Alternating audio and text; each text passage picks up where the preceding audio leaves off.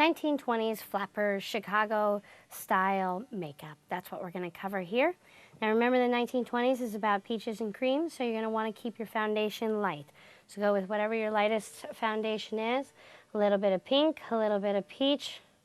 Whatever you've got in that light foundation is okay. You're going to want to keep that in mind though when doing flapper makeup. And remember, when doing it in the 20s, that they had all their makeup was pretty matte looking. So try not to use any real shiny products. Don't get to use any glosses, none of that fun stuff when doing the 20s. It's all about matted shades. So once you get that foundation everywhere, you want to come in with a little bit of powder. Remember, try to use a light colored powder as well. If you don't have anything light, try using baby powder. That's always a nice option. Good cleanup, easy cleanup work when going to a party. You can take it with you. I suggest baby powder.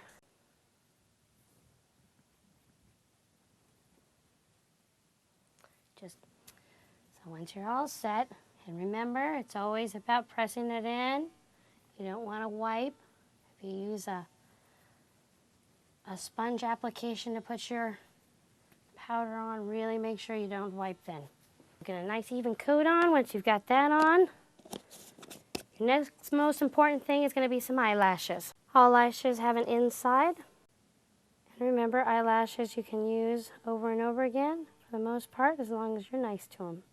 Easy application for the eyelashes. Simply get that glue on the strip there. Remember that it dries clear, so you don't have to worry too much about where it gets. Now you can test the eyelash to the eye before applying it to see if you want to cut it down. Now this is glue, so you need to give it a few minutes to set up. Sometimes it's nice to have a little tool, a pair of tweezers, something that you can get in there with that it doesn't stick to your fingers quite as easily with. Give it a few minutes to set up. Go ahead and open up your eye there. If it sticks a little bit, don't worry, just go in there with your tool and open it up some more. Once again, if you do need to cut down your eyelash, you're going to want to make sure that you cut it down from the outside versus the inside. Always cut down from the outside. And really just take your time with eyelashes. Give yourself a few minutes extra than your normal makeup. And certainly if you can't close one eye and keep the other one open at the same time, you're going to have to find some friends to put your eyelashes on for you.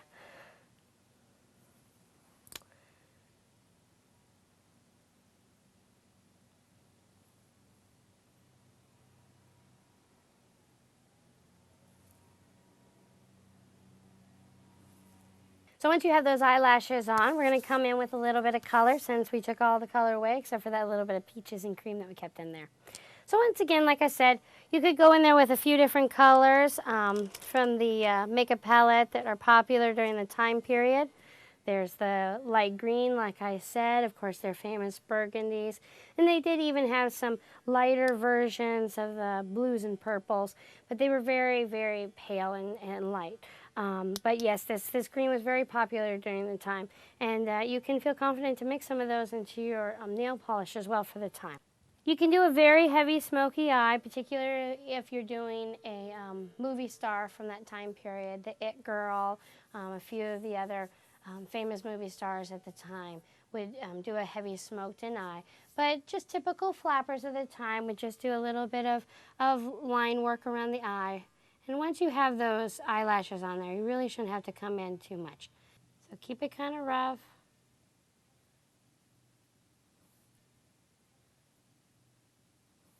'20s lips, very important. Has a big difference in your mouth there. Very much the bow style, like what you find on a little baby doll. And lip pencils are great for really bringing out that. And Chrissy has a great little mouth for doing a bowed look. She's already got her cute little mouth peaks. But if you don't have those, if you aren't quite as lucky to be equipped with these, make sure to draw those in. And let me tell you, a pencil is the best way to do it. And also, a pencil is a great way to keep that lipstick on. And as you can see, I'm not just using it as a lip liner, I'm filling it in to show you an example of how good this is for keeping lipstick on. They also have great everlasting lipstick out there now, and you can use those as well. All right, so you can see how the bow mouth has come out. You're going to want to come in with a little bit of color. It's a little tricky to do with your lipstick sticks, so I would suggest a tool in this case. Some kind of lip brush.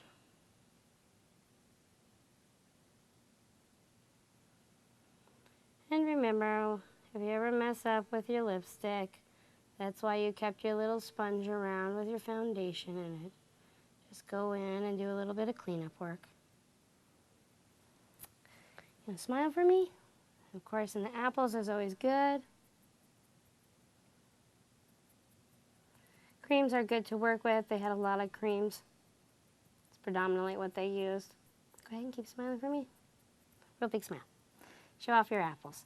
So you're going to want to make sure to get that in the apples of your cheeks. They did not do a full blush along the cheekbone. It's all about that cute little smile in the front there. And then you just finish up with a cute little twists and turns in the hair. Add a groovy little headband, and you've got yourself a wonderful 1920s Chicago flapper look.